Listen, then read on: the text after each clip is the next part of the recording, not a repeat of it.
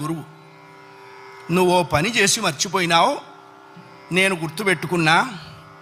కర్మ ఎవరిని విడిచిపెట్టదండోయ్.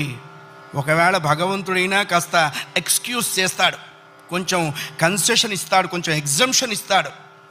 కర్మ చస్తే ఇవ్వదు. 1000 ఆవులు 1000 దూడలు ఉన్నాయి. దూడల కట్లు విప్పాం. ఏ దూడ దాని దగ్గరికి వెళ్ళి, దాని తల్లి దగ్గరికి వెళ్ళి సరిగ్గా ఆగుతుంది. కర్మ కూడా అంతే. అవశ్యం అనుభోక్తవ్యం కృతం కర్మ శుభాశుభం.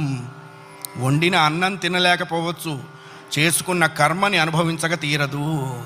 చాలామంది కొన్ని అనవసర మాటలు మాట్లాడుతుంటారు. బ్రతకదలుచుకోలేదు, చచ్చిపోదాం అనుకుంటున్నా.